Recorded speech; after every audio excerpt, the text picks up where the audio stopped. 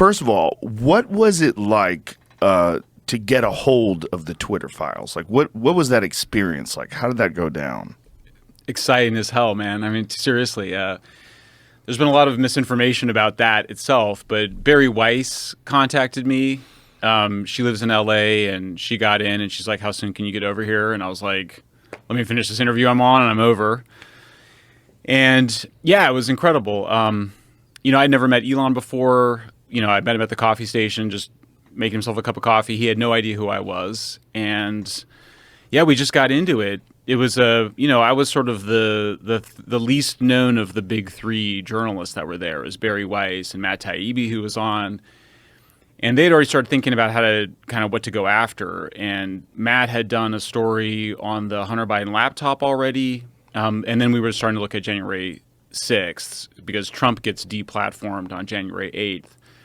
And so because I'm like the junior member of that threesome, so to speak, they gave me January 7th. So one of the first things we did was just to look at how they made a decision to pull Trump off the platform.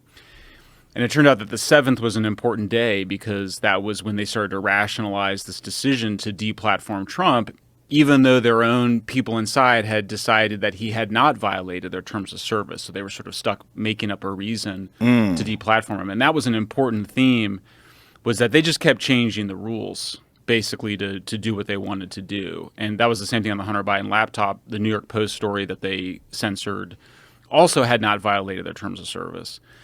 So, I mean, look, it was crazy. I mean, it was, there's people always ask questions about the files themselves, but the experience was we would ask for these searches and we just get back huge amounts of data. It was lots of thousands and thousands of emails, thousands of internal messages on their Slack messaging system.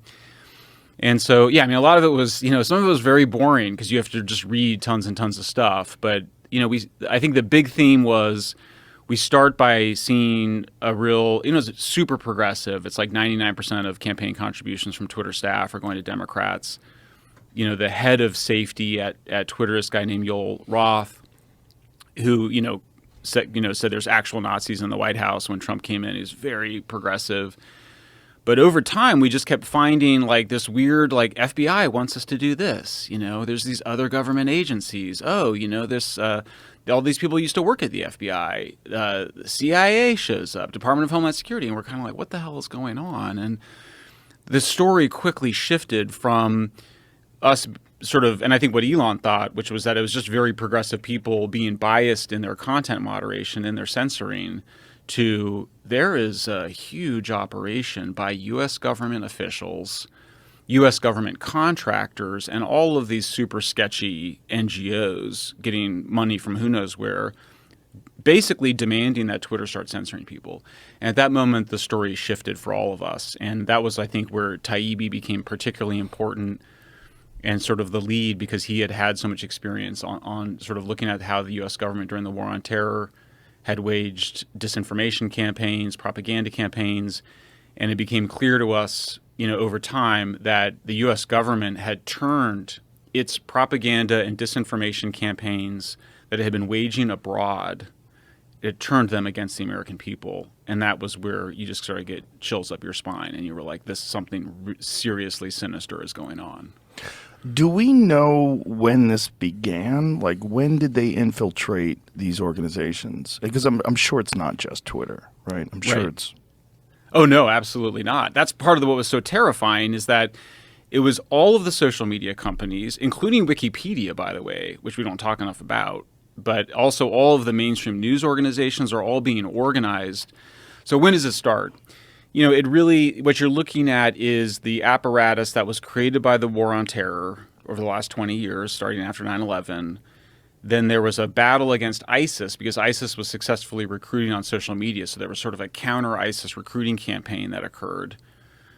Then you get the big event is Brexit 2016, Trump's election in 2016, and the establishment just freaks out.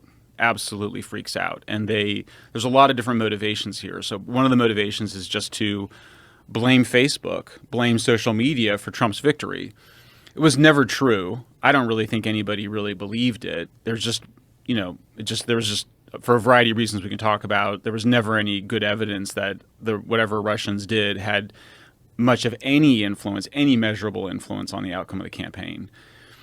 But they started to scapegoat the social media companies as a way to get control over them. And so then then in 2017, they set up, well, two things happen, or many things happen. The Department of Homeland Security just declares election infrastructure to be part of their mission of protecting election infrastructure, and that meant protecting the media environment. Put that in quotes. It's creepy, it's patronizing, it's a power move.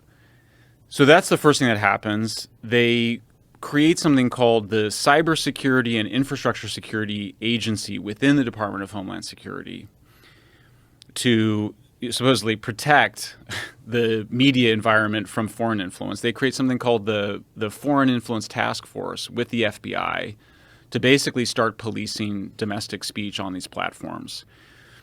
They start organizing all the social media companies to participate in these meetings. So you had Mark Zuckerberg, the CEO of Facebook, in here, and he says to you, there's this critical moment where you ask about the Hunter Biden laptop, and he goes, well, yeah, in the summer of 2020, all these FBI guys come to us saying there's going to be a hack and leak operation involving Hunter Biden, which is super suspicious because, as everybody now knows, the FBI had Hunter Biden's laptop in December 2019.